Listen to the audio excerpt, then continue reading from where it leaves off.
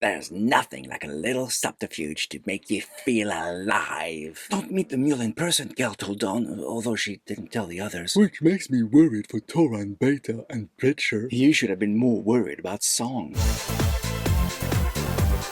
Okay, the story appears to have finally got its legs. Not that much happened, mind. Oh, don't get me wrong, it's still a slow burn. A very slow burn. But the threat and sense of foreboding doom are much more palpable than any parlor trick the mule did up to now. That's mostly because of what happened around him. Although, I am puzzled how Beta managed to convince the Magnifico Giganticus to leave with her.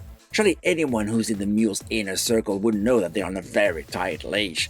And where are all his psychic powers now? I mean, in the first episode, he destroyed an entire army, alone, unarmed, solely with his thoughts. And now, he's like any other warlord, with an entourage of beefy bodyguards, taken by surprise by the decisions of others. It's like the nerfing continues, and it's irritating in its inconsistency. His meeting with Toran was disturbing, though. You mean how the mule asked him to insult him, and Toran's left with an impossible quandary? Do you refuse, piss him off and he kills you? Or do you do it, he gets insulted by your insults, and kills you? It was, and very effective, and kinda sick. But it didn't involve any of his powerful psychic powers. It was nothing a psychotic megalomaniac hasn't done before. Or at least we know Pritcher's a mentalist, like the mule. It might lead to something. But what I found interesting was the flashback showing how Dawn got in touch with Gale for the first time, which raised a lot of questions regarding Foundation's influence. I mean, if a member of that group managed to be in charge of the main library in Trantor, Empire is way more compromised than it seems. Wasn't that Selden's prediction? But how did this happen? A lot can happen in a few centuries. And why would Dawn be surprised Gale is still alive? It's not like cryosleep is an unknown technology in this universe. Might have been more for the benefit of the audience, I think. And then there's Demerzel, the robot enslaved to serve all Cleon, but whom the Cleons are terrified of. It's a fascinating conundrum. And yes, as always, it's the clone emperors that are the most fascinating. Their lives are not their own, they have no choice in the matter, and although one Dawn managed to escape last season, it was only through the grace of Demerzel herself. No one leaves without her approval. Turns out, she doesn't actually serve the Cleons. She controls them. Which is why Day's plan to escape was doomed from the start. Interesting that this time, it's Day who longs to escape, not Dawn. Dawn has a purpose now, given to him by Gale, which is a novel twist. And it's not like they could have escaped anyway. Don't they know their own history? Well, humans, even cloned ones, thrive on hope, McCluck.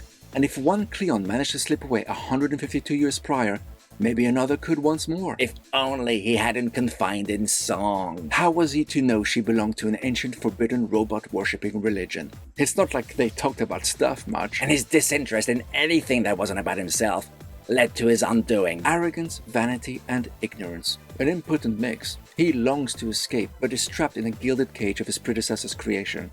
You've got to feel bad for the guy who yields absolute power. A prisoner with absolute power. How ironic. So, matters are starting to move now, like we shifted from first gear into second. Well, at least it feels like we're going in the right direction. It feels like we've got all our characters for this season, barring any future unforeseen revelation. What happened to Ebling Miss? The guy played by Alexander Siddig who had an audience with the digital Selden in the season premiere? Who knows? It felt like he was going to have more of an important role than just a cameo appearance.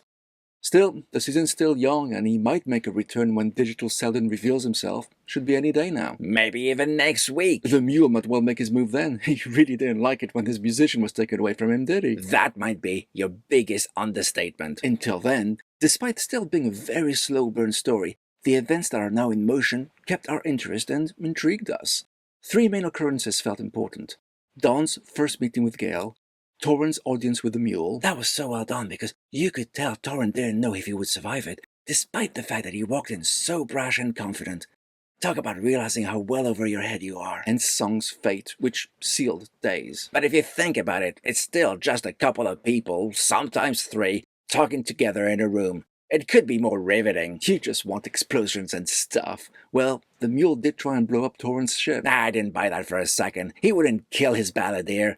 I think he attached a tracking device to the ship. The same way Pike did at the start of Hegemony Part 2. You got it. Guess we'll find out soon enough. Until then, I'm awarding When a Book Finds You 2.5 paws.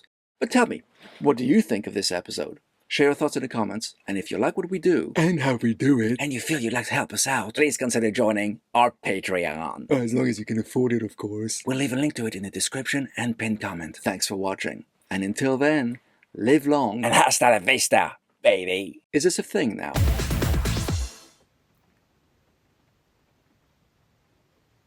Oh, don't get me wrong, it's still a snow. Oh, good. Oh, don't get me wrong, it's still a slow burn.